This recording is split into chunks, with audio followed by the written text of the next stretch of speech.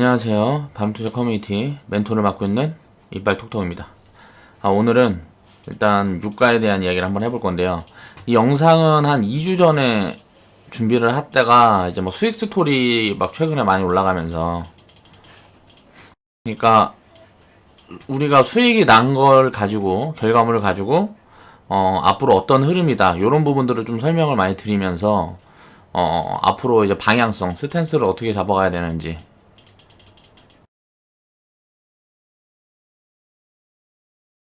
그 부분에 대한 영상들을 계속 올리면서 저도 이제 내가 생각하고 있는 방향에 대한 힌트를 드려요. 이 수익 스토리란 영상에서는. 그럼 이 힌트를 가지고 이제 스스로 공감대가 형성되는 부분들이나 그런 게 된다 그러면 이제 정보에 대한 분석, 그리고 관련 기업들에 대한 이제 뭐 실적이라든가 기업 가치들을 이제 책정을 해서 투자 방향성을 좀 잡아가면 어느 정도 도움이 되지 않을까라고 생각을 합니다.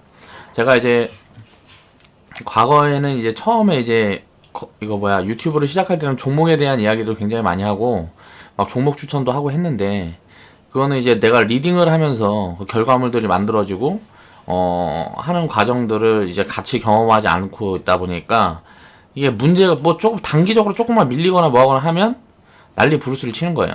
그러니까 사실 시청자분들이 가장 가지고 싶어 하는 게 공짜로 종목 정보를 당장 내가 사서 수익을 낼 수 있는 요런 거를 가장 원할 거라 생각을 해요. 그렇지만 이제 요런 부분들은 시청자분들한테도 아무런 도움도 안 되고 나한테도 별로 도움이 안 된다, 그냥 기분만 나쁘고 힘들다라고 생각을 해서 요런 이야기보다 자, 이 방향성을 잡아가는 요런 부분에 대한 코멘트들을 많이 드리는 방향으로 영상을 바꿨습니다. 그러니까 영상들을 찍어갈 때 앞으로 그런 부분으로 이제 정보에 대한 내가 생각하는 방향성에 대한 이야기들을 많이 하는 쪽으로 좀 요즘 좀 바꿨죠. 자, 유가 상승 요 부분에 대해서 우리가 이제 생각해야 될 부분들은 뭐가 있을까? 그러니까 과거 사례를 일단 먼저 짚어봐야죠. 그리고 이 유가라는 게 꾸준히 상승할 수 있는 이런 구조를 가지고 있느냐, 요런 것들도 이제 살펴봐야 됩니다. 그러면서 여기에서 우리가 투자 기회를 잡으려면 어떤 생각을 해야 될까, 그런 부분들을 생각을 해봐야 되죠. 그래서 밤투자 커뮤니티 216화에서는 유가 상승이 증시에 어떤 영향을 미치고 또 어떤 산업군들의 이제 기회로 가져갈 수 있고, 자, 금리 인하 이슈, 요 부분이 지금은 이제 좀 얘기가 들어갔는데 경기 부양책을 계속 쓰고 뭐하고 하면서 미국이랑 중국이랑 요런 이야기들이 심심찮게 나왔어요. 그래서 이런 부분들에 대한 것들, 내가 생각하고 있는 요게 진짜 그렇게 될 건가, 또 아니라 그러면 어떻게 해야 되고 요렇게 된다 그러면 어떻게 해야 되나, 그 부분에 대한 이야기도 해보겠습니다. 일단 보면 유가는 항상 폭락의 신호를 줍니다. 증시 폭락의 신호를 준다는 거예요. 유가가 올라가는 거는 이건 사실 걱정을 별로 할 게 없어요. 왜냐면 이거는 물가가 올라간다는 거기 때문에 경기가 살아나는 흐름들이 보여질 때 보통 이제 유가가 이렇게 올라갑니다. 근데 유가가 올라가도 걱정, 유가가 내려가도 걱정. 항상 뉴스나 언론에서는 악재 요인만 짚어내요. 유가가 올라가면 물가가 올라가니까 지금 경기도 안 좋은데 부담이 된다라고 떠들고, 유가가 내려가면 어떻게 돼요? 유가가 내려가니까 경기가 진짜 안 좋아지는구나 라고 생각해서 악재 요인들만 이제 떠들어대죠. 근데 올라갈 때고 내려갈 때고 다 기회 요인으로 생각을 해야 돼요. 우리가 투자를 할 때는 항상 긍정적인 방향으로의 생각 방향성들을 맞춰야 됩니다. 그러니까 유가가 만약에 많이 올라가 있는 상태에서 급락이 온다 그러면 이런 것들은 이제 금융위기라든가 큰 리스크가 보통 만들어지기 때문에 싸게 살 수 있는 기회가 됩니다. 그러면 수익을 많이 챙겨놨다가 유가가 이렇게 폭락하기 전에는 수익을 많이 줘요. 그러니까 수익을 많이 챙겨놨다가 그 부분들에 이제 다시 담아서 폭락이 나오면 어떻게 되겠어요? 당연히 반등이 나오겠죠. 그러니까 이런 부분들에 대한 방향성을 항상 매수 위주로, 그리고 우리가 투자를 장기적으로 끌고 가는데 도움이 되는 방향 쪽으로 맞춰야 된단 말이에요. 그럼 유가가 이제 급등을 하면 어떻게 될까요? 유가가 급등을 하면 물가가 많이 올라가는데 이거를 이제 경기라든가 금리, 그리고 이런 이제 나라에 보면은 이제 GDP 성장률 같은 것들을 이제 요즘 같은 경우에는 많이 발표를 하죠. IMF에서도 막 얘기를 하고, 여기저기에서 많이 이런 것들을 정보를 취할 수가 있단 말이에요. 그럼 이런 것들에 비해서 물가가 빠르다, 더디다, 뭐 이런 것들을 체크해 볼 수 있는 여러 것들이 많이 있단 말이에요. 이런 지표들이 많이 있어요. 그런 것들에 대한 공부를 해야 됩니다. 자, 항상 보세요. 유가가 올라갈 때는 2002년도부터 2007년도까지 굉장히 큰 장이 왔습니다. 5년 동안. 그러면서 마지막에 2007년도에 버블을 만든 거예요.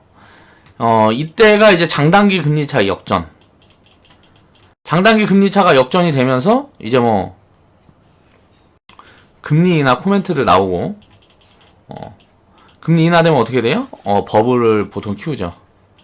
그러니까 이 버블을 키웠을 때는 어떤 것들이 움직이고, 또 이제 금리가 인상 시점이 시작이 되는 그런 구간은 어떻게 움직이고, 지금 상황이 어떻고, 이런 것들을 항상 생각을 해야 된다는 거죠. 그리고 유가가 폭락이 나왔을 때요, 2008년도 금융위기가 왔습니다. 그리고 폭락이 나오니까 어떻게 해요? 또 이제 장기 상승장이 오는 거예요. 한 2년. 장기라고 하기는 좀 그렇고 중기라고 볼 수 있겠죠. 이동안 이제 차화정이라 그래갖고.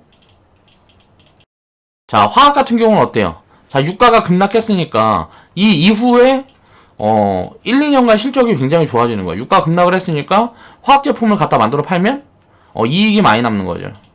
그러면서 화학 기업들이 굉장히 성장을 많이 하는 시기였고, 자동차 같은 경우는 이때 당시에 특수성이 있었죠. 한국 자동차 회사들이 전 세계에서 굉장히 좀 선방을 하는. 그리고 나서 이제 유가가 이렇게 횡보를 하면서 쉬다가 물가가 움직이질 못하는 거예요. 물가가 움직이질 못하니까 어떻게 돼요? 자, 성장이 둔화되고 성장이 없어지는 거야. 물가가 움직여야 이제 뭐 투자도 살아나고. 물가가 움직일 때 투자가 살아나는 이유는 간단합니다. 물가가 올라가기 시작하면 원자재 가격이 올라가요. 그러면 투자를 미루고 있던 회사들이 어때요? 야, 이거 가격이 더 올라가겠네. 좀 있으면 더 올라가니까 지금 투자를 해야 되겠다. 요런 방향성들이 많이 맞춰진단 말이야. 그럼 투자가 늘어나면 어떻게 돼? 경기가 살아나는 거야.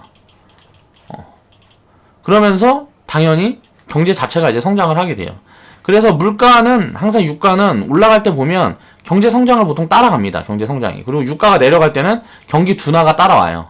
항상 경기는 이제 유가로 맞춰서 볼 수가 있고, 요런 부분들을 우리는 항상 생각을 해야 돼요. 물가가 많이 올라가면 어떻게 될까요? 물가가 많이 올라가면 이 물가를 잡아야 되기 때문에 금리가 따라 올라요. 그쵸? 근데 금리가 먼저 움직일 때가 있고 물가가 먼저 움직일 때가 있단 말이에요. 요런 부분에 대한 생각을 해야 돼요. 왜 금리가 먼저 움직이지? 왜 물가가 미리 움직이지? 이런 부분들에 대한 생각을 해야 된다는 거죠. 그러니까 지금은 시기가 그럼 어때요? 지금 2019년도 장기 인플레가 없는 저물가, 저금리, 이게 지금 2008년도부터 거의 한 10년 왔단 말이에요. 10년. 2008년도 금융위기가 아직 해소가 된 게 아닌 거예요. 요 부분들이 지금 10년 동안 끌어져 오고 있었던 거예요. 그러면 금리가 이제 유가가 다시 올라가고 물가가 다시 상승을 하기 시작하면 경기가 다시 살아날 수 있는데, 요런 부분들에 대해서 우리가 연결해서 생각해 볼 수 있는 게 4차 산업이란 말이에요. 기업들이 투자를 하려면 미래 먹거리가 있어야 돼요. 그러니까 미래에 어떤 부분에 투자를 하면 여기서 성과가 나올 거다. 이걸 안 하면 기업을 경영하는데 굉장히, 그러니까 혁신이 배제가 되면 기업들은 망하게 되는 거죠. 그러니까 그 혁신을 만들어갈 무언가 이런 모멘텀이 있어야 돼요.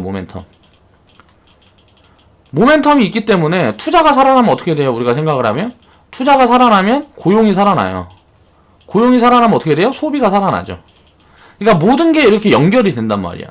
물가가 올라갈 때 쭈루룩, 물가가 내려갈 때 쭈루룩. 그럼 물가가 올라가는 게 좋을까요? 내려가는 게 좋을까요? 물가가 올라가는 게 서민 경기에는 좋아요. 물가는 올라가지만 이걸 올라가기 전에 정책적인 부분들이 먼저 이제 대응을 하기 때문에 각각 중앙정부에서 뭐 실수도 하고 뭐 이렇게 하지만, 그런 부분들을 전 세계가 어떻게 보면 교역을 하면서, 지금 보면은 우리나라 같은 경우도 수출로 먹고 사는 나라고 전 세계가 이제 서로 물건을 주고받고 하는 이 교역이 굉장히 확대되어 있는 상태이기 때문에 과거처럼 막 어떤 나라만 따로 가고 이렇게 되기보다는 세계가 함께 움직인단 말이에요. 글로벌이 함께 움직인다는 거지. 미국만 경기가 좋았다. 2016년, 17년도에 보면 요런 거는 뭐라고요? 자, 미국만 버블을 키운 거예요. 그럼 이 버블이 죽으면 어떻게 할까요? 돈이 돈이라는 건 이동을 해야 되는데 이머징으로 오겠죠. 이머징 신흥국. 어떻게 될까요? 자, 버블이라는 걸 사람들이 많이 동의를 하게 되면 어떻게 될까요? 자, 미국에 대한 자산을 팔면 어떻게 돼요? 달러. 자, 미국 통화가 약세로 갑니다. 자, 미국 통화가 약세가 되면 어떻게 돼요? 신흥국이나 이머징 통화는 당연히 가치가 높아지죠. 화폐 가치가 높아지면 어떻게 돼요? 당연히 이쪽에 자산을 사려는 자산 매입의 규모가 늘어납니다. 그냥 글로벌 돈이 이쪽으로 몰리는 거예요. 그러면 당연히 이머징 시장이 앞으로는 미국 시장 또 유럽 시장보다 더 좋겠구나. 이런 것들을 이제 생각을 해볼 수가 있다는 거죠. 그러니까 모멘텀은 잡혀 있고, 자, 물가만 잡히면은 야, 경기가 다시 좋아질 수 있겠구나. 이런 생각이 코멘트를 하고 있어야 된다는 거예요. 자, 증시는 그래서 2014년도에도 어때요? 물가가 이제 금리가 급락을 유가가 급락을 하면서 브렉시트 신호를 미리 줬어요. 2018년도에도 어때요? 자, 유가가 급락을 하면서 2008년 무역 분쟁의 신호를 미리 줬단 말이에요. 그러면 금리가 이제 유가가 올라가는 동안에는 이걸 리스크 요인으로 볼 게 아니라는 거예요. 유가가 많이 올라가면 어떻게 돼요? 이게 물가가 부담이 되는 구간이 오면 당연히 유가가 흘러내리고 급락세로 진행이 되는 그런 그림들이 오겠죠. 가장 좋을 때는 언제냐 그러면 투자할 때도 가장 좋을 때는 이렇게 유가가 잠자고 있을 때예요. 자, 물가가 멈춰 있을 때. 왜 그럴까요? 이때 이제 뭐 특별한 리스크도 없고 무슨 호재 요인도 없는 구간이기 때문에 완방하게 성장을 한단 말이에요. 이럴 때가 투자하기는 가장 좋아요. 그리고 나서 요런 2017년도처럼 요런 급등이 나왔을 때 이익을 많이 챙기는. 자, 커뮤니티에서 2017년도에 시작을 했습니다. 2월 20일 날 시작을 했는데 시작 시점이 굉장히 애매했던 거예요. 투자 시점이 2015년이나 2016년도였으면 시점이 굉장히 좋았던 거죠. 그러면 2017년도에 이익을 굉장히 많이 낼 수 있었어요. 그런데 이제 밸류가 이때 당시만 해도 제가 항상 얘기를 하지만 2012년부터 2016년도까지는 이제 한국 기업들이 이제 100조를 벌었단 말이에요. 그러니까 코스피가 2000에 맞춰져 있는 거예요. 그러다가 자 150조를 벌기 시작했어요. 자, 반도체가 뭐 사상 최대익 나오고 뭐하고 하면서 그러면 지수가 3000 정도는 넘어가줘야 이게 버블이라고 볼 수가 있단 말이야. 버블 구간까지 들어가기 전에 리스크를 만나서 무너졌단 말이야. 2700인가 막 무너졌잖아요. 그러면 어떻게 돼요? 자, 여기는 그냥 더 살 기회인 거지. 길게 보면.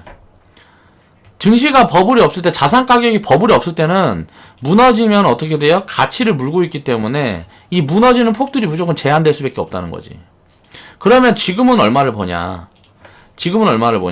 가이던스 같은 거랑 보면 올해 내년에 보면 뭐 배당 다 주고 뭐하고 이것저것 하면 이제 120조에서 130조 정도 보통 예상을 한단 말이에요. 그럼 이건 어디냐? 2400에서 2600이에요. 자, 4차 산업 투자가 굉장히 살아나면서 전체 기업들이 이익을 이제 150조, 200조 벌게 되면 어떻게 돼요? 3000. 코스피 지수 포인트가 3000, 4000 포인트를 간다고 볼 수가 있는 거예요. 이게 적정 가치라고. 이게 PER로 치면 보통 이제 퍼라 그러죠. 기업 이익이 한 12배 정도 나오는 기간이 12배 정도 나오는 구간이 요 정도 가치가 돼요. 그러니까 우리 평균 과거 20년, 30년 이렇게 평균을 놓고 보면 퍼가 우리나라는 보통 한 12배 정도. 그리고 미국 같은 경우는 지금 퍼가 이제 평균이 한 16배 정도 될 거예요. 근데 미국은 지금 이걸 넘어섰어요. 그럼 어때요? 미국은 버블인데 한국은 지금 퍼가 평균 얼마예요? 9에서 10이란 말이야. 아직도 상승 여력이 20%에서 30% 남아있는 거야. 지수가 20% 30% 올라가면 계좌는 지수보다만 많이 먹으면 어떻게 돼요? 계좌는 따블 나는 거예요. 그런 관점으로 지금 봐야 됩니다. 굉장히 좋은 시장이 만들어지고 있다고 볼 수 있어요. 특이한 리스크는 여기에서 이제 무역 분쟁, 미중 무역 분쟁은 이제 미국도 굉장히 리스크가 큰 구간이란 말이에요. 2018년도에는 미국은 경기가 굉장히 좋았기 때문에 중국만 경기가 안 좋았기 때문에 리스크가 중국에 몰려 있었는데 지금은 어때요? 중국만 경기가 살아나고 있단 말이에요. IMF에서 전 세계에서 유일하게 경제 성장률을 상향한 게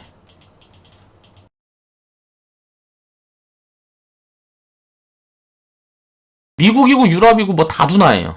한국은 거의 부합금연이고 이걸 상향한 게 중국이에요. 이건 뭔 말이에요? 이머징으로 돈이 들어오고 있다. 자, 중국이 가장 리스크가 있을 때 자산이 가장 저평가되어 있으니까 전 세계에서 가장 빨리 올라왔죠. 중국 증시만 한 30% 올라왔잖아. 한국이 한 15% 올라왔고 글로벌 평균이 한 20% 정도 올라왔을 거예요. 그럼 어때? 한국이 제일 조금 올라왔잖아. 왜 그럴까? 정부에서 정책을 예를 들어서 지금 추경 같은 경우도 예상보다 좀 덜하고 전 세계에서 법인세 깎아주고 뭐 기업 이익을 늘리기 위한 움직임들을 벌이고 있는데 우리나라는 세금 더 걷고 이런 부분들 때문에 당연히 기업들이 성장할 수 있는 이 여력이 둔화되니까 덜 간 거란 말이야. 이렇게 우리가 긴 호흡으로 볼 때 그럼 정부가 나중에 바뀌면 어떻게 되겠어요? 이런 부분들 때문에 기업 친화적인 정부를 국민들이 선택할 가능성이 굉장히 높겠죠. 그렇게 되면 어떻게 돼? 버블로 또 갈 수가 있는 거예요. 버블로 가면 어떻게 돼? 그 다음 정부는 또 작살 나는 거지. 이게 항상 반복이 된다. 경제 사이클에서는. 그래서 유가가 가면 그냥 증시도 간다고 생각을 하면 되고요. 유가가 폭락이 온다. 그럼 이거 리스크가 한번 나오겠구나. 그리고 현금 만들면 돼요. 2018년도에는 요 부분들이 요렇게 길게 진행이 됐다 그러면 요런 구간에서 조금 만들어낼 수 있었겠지만 버블이 없었기 때문에 사실 요렇게 짧은 파로 끝나는데 요런 구간에 현금을 뭐 하려고 만들어요. 그러니까 밸류상 부담이 없기 때문에 요 꼭대기에서도 현금을 그렇게 많이 만드는 그런 관점이 아니었던 거예요. 근데 2014년도 여기에서는 마찬가지. 이거는 너무 이상 신호가 강하게 보여졌으니까 요런 흐름들이 앞으로 보여지면 어때요? 급락이 나왔는데 증시는 여기서 올라갔잖아요. 2015년도 여기 반등 나올 때 보면 요 구간이 어때요? 자, 2015년도 브렉시트 오기 전에 마지막 리스크를 해지할 수 있는 구간이었던 거지. 그리고 나서 리스크가 나왔을 때는 어때요? 리스크가 다 알고 있고 언론에 도배될 때는 항상 좋은 투자 기회다. 그러면 지금 이제 앞으로 유가는 어떻게 될 거냐? 지금 이게 기술적인 흐름으로 보면 요거를 뚫어 나가면 어때요? 상방으로 잡혀 있는 거예요. 요런 흐름으로 봐야 돼. 그러면 유가랑 물가가 들고 일어날 때 어떻게 돼요? 금리가 따라 올라간다 그랬죠. 금리가 올라가면 어떻게 돼요? 자, 금융. 그리고 인프라 투자가 확대돼요. SOC 사업 뭐 이런 거에 추경 막 들어가고 막 그리고 확대되면 어떻게 돼? 건설. 그리고 물가가 올라가니까 어떻게 돼요? 원자재 가격이 올라가죠. 철강. 뭐 조선에서 보면 뭐 예를 들어서 뭐 후판 가격 올라가고 뭐 자동차로 보면 특수관 가격 올라가고 또 건설 인프라가 늘어나니까 강관 가격 올라가고 막 이렇게 하면서 원자재가 집중되어 있는 섹터가 이제 철강이다. 그래서 요 세 섹터가 좋은 거라고. 금리가 올라가니까 금융이 좋고 자 인프라 투자가 확대되니까 건설 투자가 붐이 일으면서 건설 섹터가 좋고 자 원자재 가격이 올라가니까 철강 섹터가 좋고 이런 부분들을 이해를 해야 준비를 할 수가 있다는 거지. 그럼 앞으로 방향성이 이렇게 갈 수도 있다. 이렇게 가게 되면 어떻게 될까? 그러면 금융, 건설, 철강, 자동차 같은 경우는 약간 보류예요, 보류. 이거는 이제 2순위. 그렇지만 지금 자동차 같은 경우도 지금 업황이 잡혀가고 있는 흐름들이 보이니까 지금은 단기적으로 많이 올라와 있는 구간이지만 조금 쉬어가는 구간이 나오면 이제 또 적극적으로 편입해 볼 수 있는 구간이 있겠죠. 하지만 그것보다 매력적인 거는 지금 금융, 건설, 철강 섹터. 우리는 이제 준비를 해놓은 게 커뮤니티에서 준비를 해놓은 거는 우리 회원들은 이제 금융 섹터들이 굉장히 저평가 기업들이 많아요. 요쪽에 이제 비중을 할당해서 보유하고 있고 건설 같은 경우도 보유를 하고 있고 자 그러면 이제 금리 인상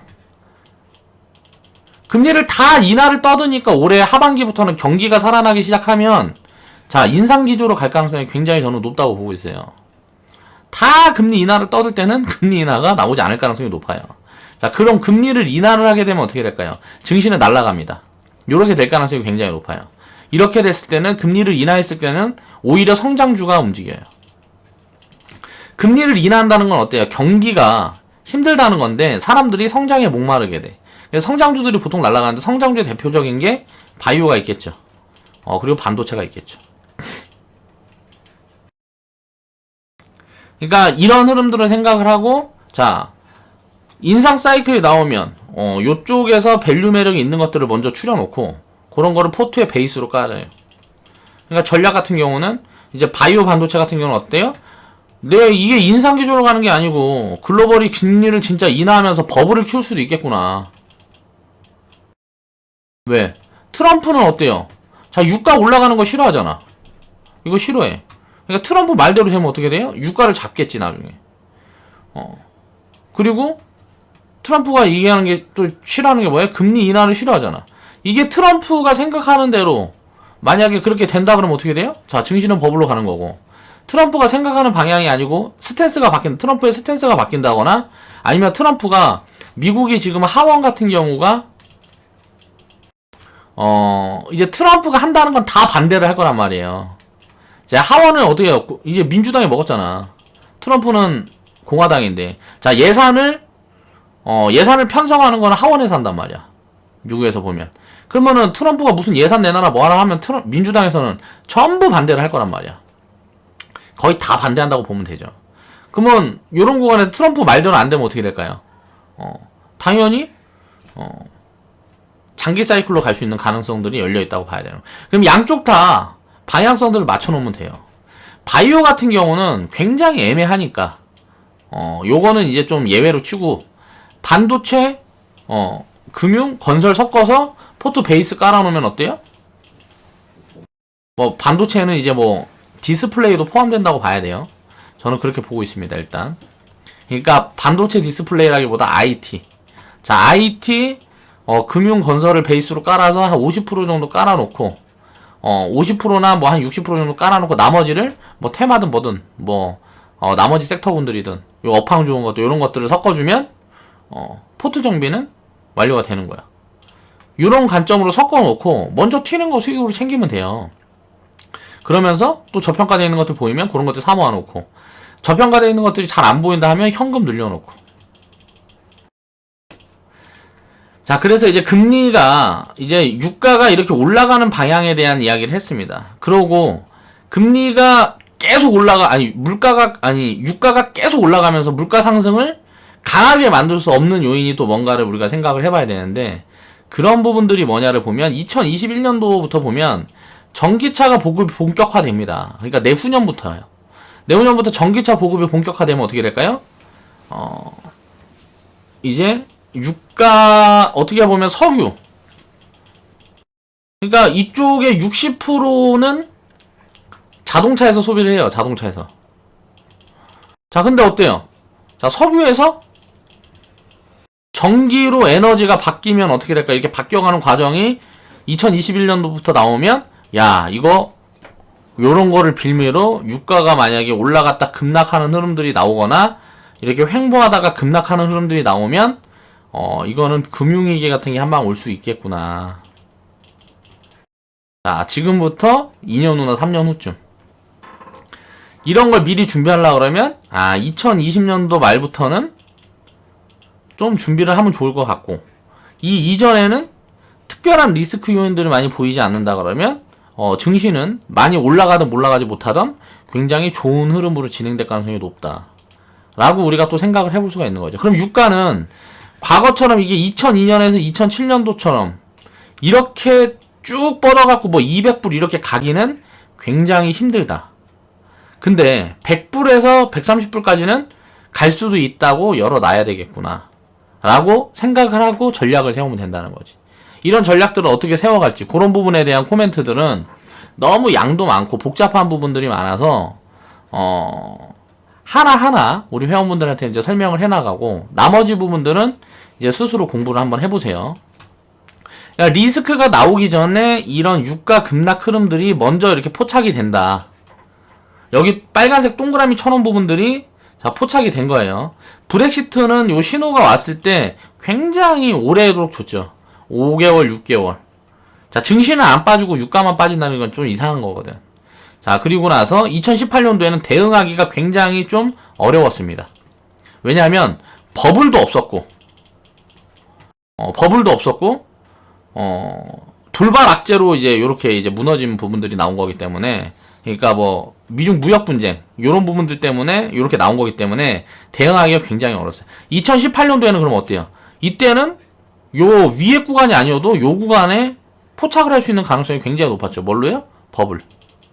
버블이니까 2007년도에는 내내 작살날 거를 준비를 했으면 됐단 말이에요. 이 버블이라는 게 감지가 됐으니까. 이때 당시에 70조 벌었는데 증시는 2000까지 왔으니까 어때요? 버블이 얼마나 껴있어요? 자, 버블이 30% 껴있었잖아요, 버블이. 그러니까 이게 작살 날 때 30%만 빠지면 좋은데, 이제 공포가 이제 퍼지게 되니까 어떻게 해요? 저평가 구간까지 내려오는 거예요, 이렇게.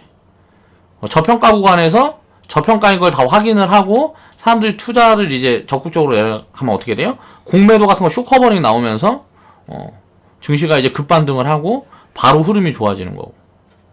그리고 나서 밸류 수준이 오면, 이게 올라가고 내려가고 방향을 정해야 되는데, 이 방향성을 정하기가 되게 어려운 게, 금리도 쭉, 금리도 동일로 쭉, 물가도 쭉, 뭐가 올라가지도 않고 내려가지도 않고 이러고 있으니까 어떻게 돼요? 성장을 못 하는 거지. 그러다가 이제 성장 시점이 온 게 4차 산업이 부각이 되면서 2017년도에 스타트를 끄는 거다. 요렇게 또 해석을 해볼 수가 있다는 거죠. 그럼 과거 데이터를 놓고 해석을 해봤으면 앞으로는 어떻게 갈 거고, 요 방향성에 대한 건 내가 정확하게 짚어낼 수가 없기 때문에 요렇게 됐을 때 요렇게 대응하고, 요렇게 됐을 때 요렇게 대응하고, 여러 가지 시나리오를 만들어 놔야 된다는 거예요. 시나리오를. 요런 준비를 해서 투자 기회를 잡아가는 거예요. 여기서 미스가 좀 나오면 어때요? 수익이 많이 날 게 조금 덜 나오면 되는 거고, 항상 주식 투자를 장기적으로 하면 손실이라는 건 없습니다. 5년 이상 이렇게 보면, 주식 투자를 뭐 3년, 5년 이렇게 보면 손실이라는 건 없어요. 3년 같은 경우 좀 애매한 게, 막바지에 예를 들어 대응을 제대로 못했는데 폭락을 두들겨 맞아버리면 단기적으로 손실이 찍힐 수도 있어요. 수익을 무슨 뭐 이렇게, 예를 들어 수익을 뭐 100%, 계좌 더블 막 이렇게 내놨다가 증시 작살나는 구간을 마지막 3년 차에 맞아버리면 어떻게 돼요? 그러면 잠깐 뭐 6개월에서 1년 정도는 손실이 찍혀있을 수 있는 거죠. 3년 정도는. 근데 5년 정도 사이클로 보면 어때요? 이익이 곱하기 3 곱하기 5는 기본으로 난단 말이에요. 여기서 기회를 잘 타면 곱하기 10 곱하기 30 뭐 이렇게 나는 거예요. 그 다음에 이제 10년 사이클로 보면 당연히 이건 복리를 입어서 더 확대가 되는 거고, 투자에 대한 기본 툴을 이렇게 이해를 하고 있어야 된다는 거지. 이 부분에 대한 이야기를 하는 거예요. 자, 보면 유가가 이렇게 가는 동안에는 증시가 작살난 적이 한 번도 없다. 금리도 상하방만 달라요. 유가랑 상하방만 달라고, 올라갈 때 똑같이 올라가고 내려갈 때 똑같이 내려간단 말이야. 그냥 복사판이에요. 증시와 금리, 유가는 항상 복사판이라는 거야. 이 흐름이 언제 바뀔 거냐면, 바뀌는 흐름들이 2021년부터 바뀌겠죠. 자, 증시랑 똑같이 복사판이었던 유가가 없어지고 전기로 대체가 되겠죠. 그리고 나서 어떻게 돼요? 전기로 대체가 되고, 나머지 뭐 물가, 금리는 똑같이 가는 거야, 연동돼서. 자, 전기 값이 올라가고 뭐하고 하면 물가 올라가고 금리 올라가고 이렇게 똑같이 되겠지. 전 세계 이제 전기 수요가 많이 늘어나게 되면. 그러니까 기본적으로 베이스를 까는 에너지가 석유인데, 자, 이게 전기로 바뀌는 거죠. 이게 2021년부터 본격화된다. 그럼 여기에서 또 투자 기회를 잡아볼 수 있는 것들이 있죠. 생각을 해보면 되겠고, 그런 것들은 이제 나중에 제가 회원분들한테 코멘트를 드리겠습니다. 그러니까 유가가 급등하니까 무슨 뭐 해갖고 뭐 망해고 어쩌고저쩌고, 물가가 올라가니까 뭐 부담이 돼서 어쩌고저쩌고 다 개소리라는 거예요. 그냥 요런 흐름들을 보면 역사는 항상 반복되니까, 물론 올라가는데 좀 파동에 대한 거는 이게 클 수도 있고 작을 수도 있는 거지. 항상 버블이라는 이거 투자 심리에 따라서 결정이 되니까, 이 심리의 기초가 되는 게 이제 물가, 금리, 이게 뭐 예를 들어서 유가인데, 지금 현재는 유가인데 2021년부터는 이게 유가가, 자, 전기로 바뀌는 시점이라 그랬죠. 2021년부터는. 그럼 2021년도부터는 사실 유가라는 거는 볼 필요가 없다. 제가 생각했을 때. 그래서 저물가 하면은, 그동안에는 저물가 하면은 이게 성장이 안 되는, 저물가 구간에는 성장이 안 되는 구간들이 항상 반복이 됐는데, 이게 저물가면서도 성장이 가능한 구간이 2021년 이후에는 만들어질 가능성도 있다라고 봐야 되는 거예요. 그러니까 물가가 안정이 되면서 성장만 하게 되면 어떻게 돼요? 굉장히 살긴 편해지는 거지. 이게 4차 산업이랑 연결을 해보면, 기계라는 게 사람이 할 일들을 대신 해주면서 사람들은 그 혜택을 누릴 수 있는 거야. 우리가 라면이고 밥이고 쌀이고 모두 다 인건비를 포함하고 있단 말이에요. 이 인건비라는 부담이 사라지고 이걸 기계가 대신해주게 되면, 처음에는 일자리 뺏기니까 힘들고 뭐하고 하겠지만 나중에는 뭐 무상배급이든지 뭐든지 해줄 거 아니야, 국가에서. 어차피 기계는 한번 만들어 놓으면 24시간 돌릴 수가 있잖아요. 이거 인간한테 가갖고 노가다 24시간 하면 어떻게 다 뒤져버리지. 그러니까 이런 부분들이 노이즈가 생기는 구간들이 지나면 어떻게 보면 4차 산업은 먹고 사는 걱정은 안 하게끔 만들어줄 수 있는 인간들이 그런 산업군이 될 수도 있다. 그렇게 생각을 해야 됩니다. 물론 여기에서 이제 돈 있는 사람들이 자기 권력이라든가 이런 것들을 누리기 위해서 억누르는 기간이 있을 수는 있겠죠. 한 20년에서 50년 정도야. 그 기간이 지나게 되면 다 뭐 어떻게 보면 저는 긍정적인 방향으로 생각을 하고 있습니다.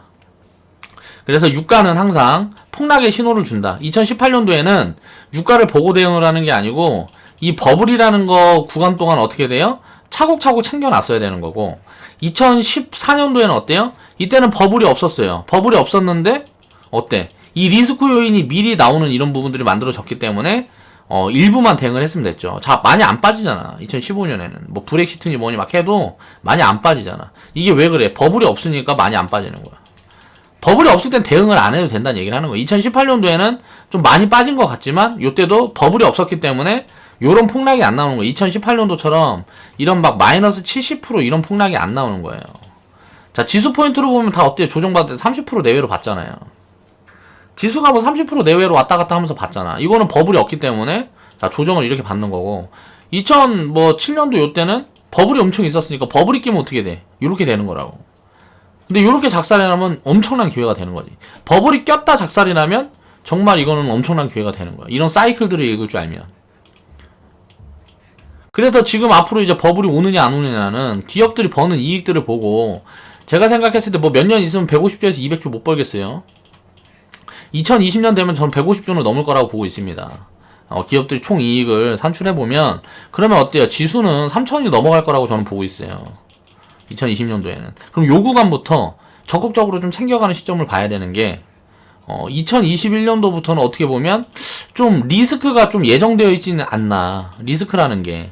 자, 뭔가 큰 변화가 일어나면 우리가 기본적으로 쓰고 있는 유가가 이제 뭐 전기로 바뀌고 자, 유가라 그러니까 좀 이상하네. 유가는 가격을 얘기하는 석유가 전기로 바뀌고 뭐 요런 흐름들이 진행이 되면 뭐 예를 들어서 아랍 국가들 요런데 리스크가 있을 수 있겠죠. 석유로 먹고 사는 나라들이. 그러면 뭐 유럽의 뭐 브렉시트 이런 게 아니고 아랍 국가들 리스크가 뭐 나오고 뭐가 할 수가 있으니까. 또 석유를 기반으로 성장한 나라들, 그 원자재를 기반으로 성장한 나라들의 리스크가 나올 수 있고 또 버블 있는 것들이 부동산이 엄청 전 세계적으로 큰 버블을 만들고 있기 때문에 부동산 가격이 부채만 없다 그러면 이건 버블이 아니죠. 이게 뭐 부동산 가격이 아파트가 뭐 30평에 뭐 200억이고 500억이고 이게 부채만 없다 그러면 이게 버블이 아닌데 부채 비중이 50%가 다 넘어가니까 평균 뭐 심하면 70%씩 끼고 사잖아요. 집 살 때. 그러니까 이건 부채가 이렇게 있다는 거 이건 버블이거든.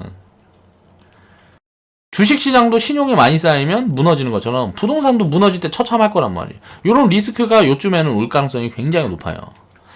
그러니까 그런 부분들을 생각을 해보면 야 이거 이때 리스크가 온다 그러면 이때도 또 엄청난 기회가 되는 거지. 그 전까지는 유가는 만 이렇게 쉬든가 박스권을 쉬든가 한번 이렇게 튀어줄 수 있겠다. 그럼 이 양 방향성을 놓고 우리가 좀 줄다리기를 해보면서 계획을 세워나갈 필요가 있다.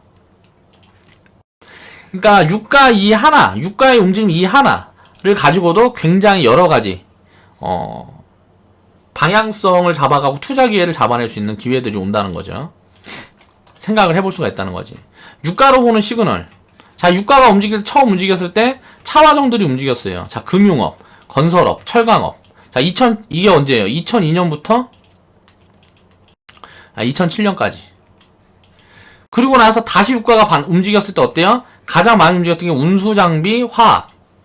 이건 왜 그럴까요? 자, 유가가 폭락이 나온 다음에 이 구간에 이익을 굉장히 많이 만들어놔서 그래.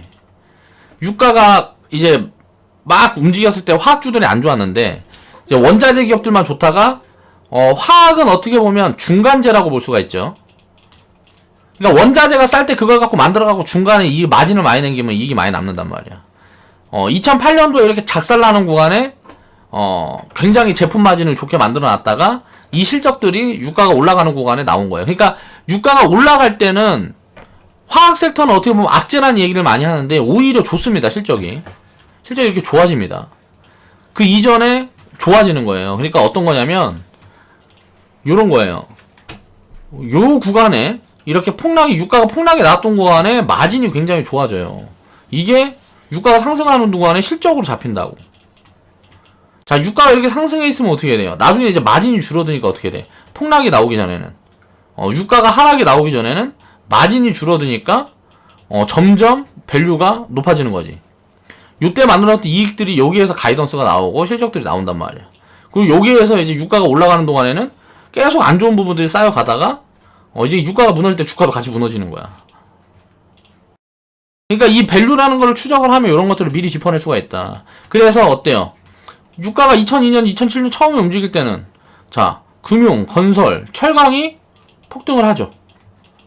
그러고 나서 이제 운수장비가 뭐예요? 자동차잖아, 운수장비가. 자, 자동차하고 화학. 우리가 이게 만약에 복사판이 된다 그러면 어떻게 될까? 지금부터 이제 기한은 다를 수 있어요. 2019년도부터 뭐 2021년이나 23년까지도 심하게 갈 수 있을 것 같아요. 잘 보면. 근데 2020년도부터는 저는 이제 리스크를 관리해야 된다는 생각이고, 2020년 하반기쯤 가면, 자, 리스크, 이거는 싼 게 없을 것 같아요, 제 생각에는. 밸류가 지금처럼 막 사고 싶은 종목들이 많이 없을 것 같아요. 그럼 자동으로 현금 관리가 된단 말이에요. 사고 싶은 게 없는데, 계속 팔고 싶을 거 아니에요. 밸류가 높으니까. 그런 구간이 오면 어떻게 돼? 자동으로 현금이 만들어진다고. 그러다가 요럴 때 만약에 리스크가 온다. 만약에 버블을 확장한다 그러면 어떻게 돼요? 계속 챙겨가는 거야. 그러다가 리스크가 오면, 요때 만들어놨던 거 여기서 태우면, 이거는, 대박 나는 거지. 진짜 인생 역전 되는 거예요. 요거 한 사이클, 두 사이클만 보내면, 대부분 먹고 사는데 걱정 안 해도 됩니다. 자본 규모가, 대충 뭐 한, 1000에서 1억 정도 된다 치면, 요런 거 한 두 사이클만 이렇게 해갖고, 저축 열심히 하고 하면, 먹고 사는 거 걱정 안 해도 된다. 그리고 나서 어때? 자, 횡보하고 뭐 할 때, 이때는 계속 테마주들만 돌았다고 보면 돼요. 2012년부터 2017년까지는. 이때 움직인 게 뭐예요? 자, 건설 중소형주들. 2002년부터 2007년도에 이제 뭐 대형 건설사들이 엄청 올랐다가 중소형 건설사들은 이제 뭐 내수 경기 부양시키고 뭐하고 해야 되니까 SOC 투자가 대형 건설사들은 먹을 게 많이 없거든. 규모가 크니까. 우리나라에서 해외 건설 수주 뭐 이런 걸로 해갖고 돈을 벌어야지. 덩치가 큰데 한국에 있는 이쪽 고마운 시장에서 뭐 해갖고 박 터지게 해봐야 돈이 안 돼. 그러니까 중소형 건설사들이 2011년도부터 굉장히 강하게 움직였어요. 이때부터 한 1000%씩 나왔어. 그리고 뭐가 움직였어요? 화장품. 뭐 이런 것들이 이제 뭐 한 1000%씩 나왔지. 2011년도부터 2014년? 뭐 2014년 2014년까지. 그리고 나서 2015년도에 작살 난 다음에 어떻게 돼요? 이때 작살 난 다음에 이제 반도체랑 뭐 2차 전지, 뭐 OLED 뭐 BH 뭐 이런 거, 미래 컴퍼니 이런 게 하고 한 1000%씩 나오고. 이건 뭐냐면 이건 테마 장세라는 거지. 본격적으로 업황이 돌아서는 사이클 산업들이 못 움직이는 거지. 근데 앞으로 지금부터는 이제 19년도부터는 또 사이클 산업들이 움직일 수가 있다. 사이클 산업들이. 그런 것들이 저는 조금 보여지는 것 같아요. 되게 싸. 배당 많이 주고 되게 싸다고. 그러니까 요런 산업군들, 근데 이제 과거처럼 요런 상승은 없겠지. 뭐 곱하기 5, 곱하기 10, 막 이렇게 가는 요런 상승은 없을 가능성이 높고, 근데 사이클 산업들이 또 이제 움직일 가능성이 굉장히 높다. 금리 인상이 되고 유가가 올라가고 무슨 뭐 요런 시점으로 가면, 이 반대의 경우는 이제 금리 인하, 이게 오게 되면 반도체라고 하지 말고 IT를 위주로 이제 뭐 소프트웨어, 뭐 하드웨어는 이제 뭐 반도체가 될 거고, 소프트웨어는 이제 빅데이터, 그쪽에 맞춰져 있다고 보면 됩니다. 그쪽이 이제 굉장히 세게 움직일 수 있고, 바이오. 당연히 바이오가 또 버블을 킬 수가 있겠죠. 성장주의 대표적인 게 바이오니까. 자, 금리 인하 시점에 오면 어떻게 돼? 얘네들이 굉장히 강하게 갈 수 있어요. 그러니까 이런 시그널을, 만약에 이런 시그널이 안 와도 금융, 건설, 철강 이런 주식들은, 이런 기업들은 많이 빠질 데가 없어요. 빠져봐야 마이너스 30%야. 많이 빠질 데가 없다고. 그런 쪽으로 베이스 깔아놓고, 자, 금리 인하, 요런 시그널들이 오면, 요런 것들이 시세가 폭발할 수가 있어요. 근데 과거에 갔던 것들이 막 계속 치고 나가면서 막 이렇게 될 가능성이, 있습니다. 요런 구간이 오면.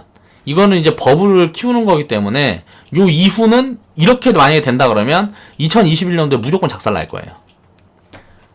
제가 봤을 때는 이렇게 되면 2020년도에서 2021년도에는 거의 무조건적으로 작살 날 가능성이 굉장히 높고, 인상 시점으로 가면 상승장이 조금 더 확대될 가능성이 높다라고 보고 있습니다. 뭐 2019년에서 이게 나는 이제 2020년도부터 이제 뭐 이렇게 된다고 챙겨가겠지만 2022년 뭐 2023년까지도 가능해요. 이렇게 경기가 돌아서면서 함께 가게 되면. 근데 그런 게 아니고 이렇게 버블을 키우게 되면 한순간에 작살날 가능성이 높다. 그래서 금리 인하 시그널이 나중에 나오게 되면 그때는 이제 내가 요런 부분에 대한 이야기를 또 해보겠죠. 그러니까 과거에 대한 데이터를 이제 참고를 해서 지금 상황이 어떻고 지금 기업들의 밸류가 어떻고 가치가 어떻고 이런 것들을 비교 분석을 하다 보면 이런 전망관들이 나와요. 그 전망이라는 건 항상 100%가 될 수 없기 때문에 내가 생각하는 방향으로 갔을 때 어떻게 준비를 해야 되고, 내가 생각하는 반대 방향으로 갔을 때 어떻게 준비를 할 건가. 그러니까 쉽게 말하면 양쪽 다 하는 거예요. 양쪽 다. 거기에서 많이 나오는 거 챙기면 결국은 평균값이 올라가는 거죠. 주식 투자는 이렇게 리스크가 없게 해야 돼요. 소외되지 않게. 그러려면 어떻게 돼요? 분산 투자를 해야 되는 거고. 이런 걸 내가 예측을 100% 해낼 수가 없기 때문에. 아무리 잘 짚어낸 사람들도 이런 것들을 정확하게 다 짚어낼 수가 없어요. 왜? 세상을 내 맘대로 움직이는 게 아닌데 이걸 어떻게 예측을 정확하게 해. 그러니까 여러 가지 전망을 놓고 확률이 높은 쪽에 이제 집중을 하되 이런 경우의 방향성, 저런 경우의 방향성들을 다 대비를 하는 그런 포트폴리오를 구축을 해서 끌고 가면 수익을 크게 확대할 수 있는 그런 구간들이 올 수 있다는 거죠. 그래서 유가라는 게 제가 딱 봤을 때는 지금 선 딱 그려놓고 요 구간을 넘어가기 시작하면 여기에서는 이제 투기 세력이 붙을 수 있습니다. 투기 세력이 붙어서 유가를 급등시킬 가능성도 있어요. 그런 식이 되면 금융건설 철강주들이 날아갈 가능성이 높아요. 이렇게 되면 늦어. 살 자리가 안 와요. 그러니까 미리 준비를 해야 된다는 거지. 이쪽도 굉장히 저평가돼 있으니까 만약에 주가가 안 움직이면 어때요? 배당 받아먹고 몇 년 보유하면 돼요. 이렇게 생각하면 돼. 뭐 금융건설 우리는 이제 철강 쪽은 아직은 이제 좀 많이 못 채워가고 있는데 이쪽은 이제 나중에 제가 시그널을 기다리고 있는 게 있어요. 그리고 금융하고 건설 쪽에서는 전 시그널이 왔다고 보고 있어요.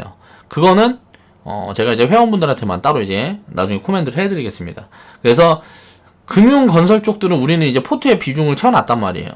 제가 이제 북한 테마 막 이거 작살 났을 때 작살 날 거다 뭐 이렇게 얘기한 다음에 이런 부분들이 그러니까 작살 날 거다 얘기한 게 아니고 하노이 회담 전에 요 부분이 예를 들어서 빅딜로 가도 그때부터 빠질 거고 스몰딜로 가면 많이 빠질 거고 근데 이게 결렬이 됐으니까 작살 나버린 거잖아요. 이게 작살이 났을 때 이게 한 번 더 이게 보면 주가가 근데 이 회담이 결렬되고 한 거에 비해서 덜 빠졌어요. 이게 만약에 진짜 폭락이 한 번 더 나온다든가 이렇게 작살나는 구간들이 오면 건설 섹터들은 이제 이걸 이제 시그널로 본 거예요. 왜? 북한 테마주들이 움직일 때 건설 섹터만 밸류를 물고 있는데 가장 못 움직였거든. 얘네들이 가면 진짜 크게 갈 수 있거든요. 그래서 요런 쪽에 좀 이제 집중을 해서 요런 시그널들을 본 거고 금융 쪽은 일단 배당 성향이 가장 뭐 매력적이에요. 지금 시장 전체 내에서. 그러면은 이거는 어떻게 보면 안전마진이라고 볼 수 있거든. 거기다 뭐 재무구조 같은 것도 뭐 사실 볼 게 없죠. 은행 같은 경우는 제가 좀 이런저런 조금 이제 내 생각에서 이제 괴리가 있는데 증권 같은 경우는 무슨 리스크가 있어. 신용 뭐 작살나면 그냥 계좌 털어버리면 되는데.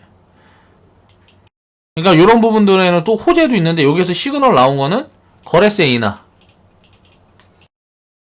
뭐 이런 것들 계속 나오고 뭐하고 하다 보면 이제 공매도에 대한 부분들. 코멘트가 이제 정부에서 계속 나오는 부분들이 있죠.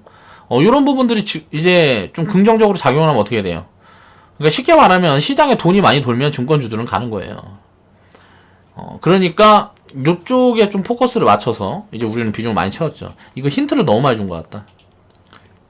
그러나 제가 얘기한 것처럼 2, 3년 정도 잠잘 수도 있습니다. 왜? 버블장이 오면. 버블장이 오면 반도체 바이오 날라가고 이런 것도 2, 3년 잠자는 거지. 이런 거 싫은 사람은 쳐다도 보지 마세요. 그래 놓고 만약에 요런 시그널이 이제 진행이 되게 되면 우리 회원분들은 또 웃을 거예요. 종목에 대한 거는 하나도 언급 안 했습니다.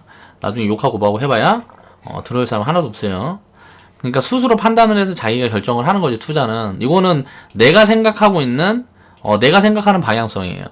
그래서 이런 부분들에 대한 코멘트들도 항상 제가 드리지만 절대적으로 다 맞는 게 아니에요. 대신에 리스크란 부분을 제한하는 거는 항상 대응을 하면서 준비를 한다. 투자를 할 때 저는. 그러니까 이제 회원분들도 내가 생각하고 있는 이런 방향성들이 나중에 맞아 들어가는 부분들은 어떻게 맞아 들어가고 틀리는 부분들은 내가 대응을 어떻게 해나가는지 그런 걸 보시면 돼요. 항상 전망이라는 거는 맞을 수도 있고 틀릴 수도 있어요. 자, 틀렸을 때 대응을 해나가는 것들을 봐야 돼요. 그러니까 내가 틀렸던 거는 이제 2018년도 6월에 보면 이때 일괄매도 한 거예요. 일괄매도랜다. 이때 100% 풀비중 냈어요.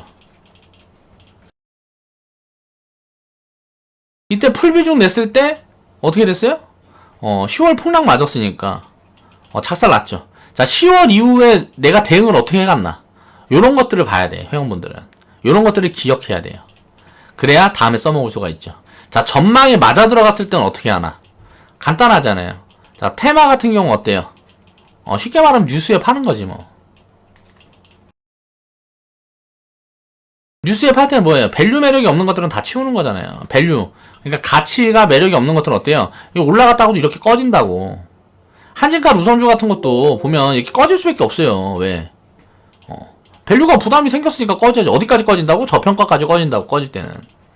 그럼 저평가까지 꺼지면 저평가 되면 또 사서 한 2, 3년 기다리면 돼요. 한진카 같은 경우는 제가 생각했을 때 밸류가 한 4, 5만원 정도면 이건 적정 가치다 생각했는데 막 7만원씩 갔잖아. 이게 어디까지 갈 것 같아요? 빠지면 15,000원, 2만원까지 빠진다고. 이렇게 빠질 가능성이 높다고. 그럼 어떻게 해야 돼? 요때 다시 또 쓸어 담으면 된다고. 그러니까 항상 전망이 맞았을 때는 챙겨가는 관점이고 전망에 틀렸을 때는 교체를 해나가서 이제 예를 들어서 더 매력적인 걸로 지금 내가 갖고 있는 포트를 정비하는 과정이거든요.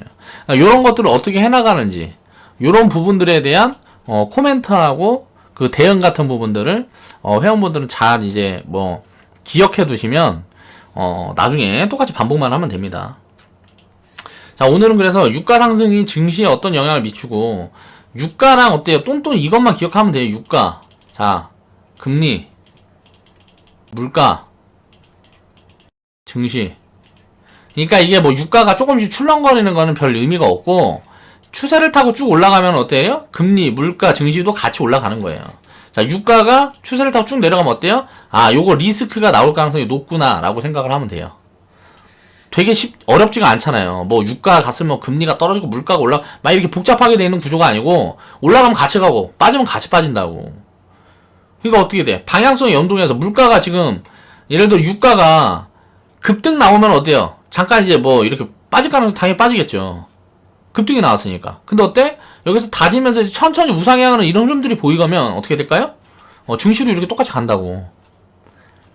역사적으로 다 한 번도 엇나간 적이 없습니다. 그리고 앞으로도 엇나간 적이 없고 2021년도 이후부터는 유가의 움직임이 아니고 이거는 전기에 대한 사용 뭐 요런 움직임으로 바뀔 거라고 저는 보고 있어요. 개인적으로. 그렇게 될지 안 될지는 모르겠지만 유가의 새로운 사용처가 어떻게 되고 얼마나 확대되고 이런 건 내가 모르겠으니까 아직은. 근데 유가에서 60% 쓰는 이 수요가 자동차인데 이게 만약에 전기로 이동을 한다 그러면 요 중에 절반 이상 이동한다 그러면 요걸 같이 봐야 되겠죠. 나중에 전기에서 쓰는 전기 사용량이 석유라든가 이런 것들을 넘어선다 그러면 전기 쪽이 이제 대세 에너지가 되는 거죠. 그러니까 그런 관점으로 봐야 돼요. 그 바뀌기 전까지는 그냥 같이 똔똔이다라고 생각하면 되고 한 번도 엇나간 적이 없다. 자, 올라갈 때 같이 올라가고 내려갈 때 같이 내려가고 그쵸? 자, 올라갈 때 같이 올라가고 자, 리스크 있을 때 같이 내려가고 이때 내려갔는데 안 내려가는 거는 뭐예요? 이거는 왜곡이잖아요. 왜곡. 그럼 어떻게 돼? 자, 따라 내려간다고. 그러고 나서 어때요? 자, 올라갈 때 같이 올라가고 자, 내려올 때 같이 내려가고 이게 정상적인 흐름이라고. 자, 어때요? 유가가 이렇게 올라오면 어떻게 될까요? 증시도 이렇게 올라올 거라고. 자, 유가가 여기서 쉬면 어때요? 자, 증시도 이렇게 쉴 가능성이 높아요. 그리고 나서 이제 뭐 버블을 만들면 물가가 뭐가 같이 올라간다고. 항상 이게 연동이 된다. 요것만 기억해 놓고 특이점은 이렇게 왜곡이 나왔을 때는 리스크를 미리 보여주기도 한다. 이런 왜곡이 나왔을 때. 유가는 빠지는데 뭐 증시는 올라가는 거야. 뭐 요런 흐름들이 나오면. 여기에서 보면 어때요? 자, 증시는 빠졌는데 유가는 올라가. 이런 왜곡이 발생됐을 때는 반대 방향으로 항상 안 좋은 방향으로 이렇게 증시는 작살날 가능성이 높다라는 거를 예측을 해야 되고, 여기 같이 무너지는 게 보여버리면 이거는 뭐 대응은 늦은 거예요. 그러니까 2018년도 같은 경우에는 굉장히 좀 예외적인 경우였어.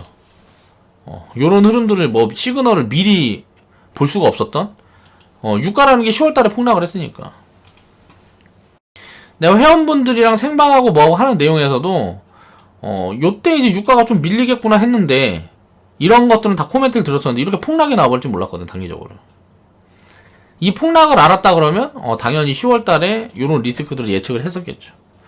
그냥 제가 생각했을 때는 이 당시에 유가가 여기서 왔다 갔다 하다가 여기서 딱 튄다고 생각을 했어요. 증시도 6월달에 이렇게 갈 거라고 생각을 했고, 무역 분쟁이 마무리된 흐름들이 나오면서 요렇게 경기가 이렇게 살아날 거라고 생각을 했다고. 그렇기 때문에 이제 풀비중 사인이 나갔던 거고. 전망이 틀렸을 때 어때요? 10월달에 굉장히 싼 구간이 왔으니까 요때 스탠스를 바꿔서 이제 대응을 해나갔죠. 그리고 나서 지금 계좌가 어떻게 바뀌었는지 생각을 해보세요. 손실 다 메고 플러스로 돌아서 이제 플러스 쌓아가고 있잖아요. 요게 폭발적으로 확대되는 구간들이 나올 가능성이 굉장히 높다. 2019년도 2020년도에는 저는 개인적으로 그렇게 생각을 하고 있고, 이때 수익을 얼마나 확대를 할 수 있는지 이건 이제 개인차가 있겠지만 요런 부분들을 앞으로는 이제 경험을 해나가는 그런 구간이 되지 않을까 개인적으로 생각을 합니다. 그래서 오늘은 이제 유가 상승 요 부분에 대해서 증시에 어떻게 영향을 미치고, 이런 부분들은 이제 과거 데이터를 돌려보면서 공부를 안 한 사람들은 알지를 못해요. 그러니까 이거를 이제 알고 있어야 돼요. 그러니까 우리가 보면 수학 같은 거라면 더하기 빼기를 먼저 하잖아요. 주식 공부를 할 때 이 더하기 빼기 같은 게 유가와 연동되는 금리, 뭐 물가, 그리고 뭐 성장, 이 성장을 이제 지수라고 생각을 하면 돼요. 이게 함께 움직인다. 올라갈 때 다 움직이고 내려올 때 다 내려오고, 가끔 왜곡이 발생하는데 그 왜곡이 발생됐을 때는 그 강한 쪽의 파동, 그러니까 유가의 파동을 보통 따라가는 경우가 대부분이다. 증시가 먼저 보여줄 때도 있고, 이게 잠깐 왜곡이 벌어질 때가 있어요. 그 왜곡이 벌어질 때는 항상 리스크 요인일 때 왜곡이 벌어져요. 그러니까 이런 것들만 이제 체크 포인트로 놓고 이렇게 똑같이 움직인다라는 것만 기억을 딱 해놓고 대응을 어떻게 해나가야 될지, 자, 참고 자료로 사용을 하면 투자를 하는데 굉장히 도움이 많이 됩니다. 자, 오늘 영상은 여기서 마무리 할게요.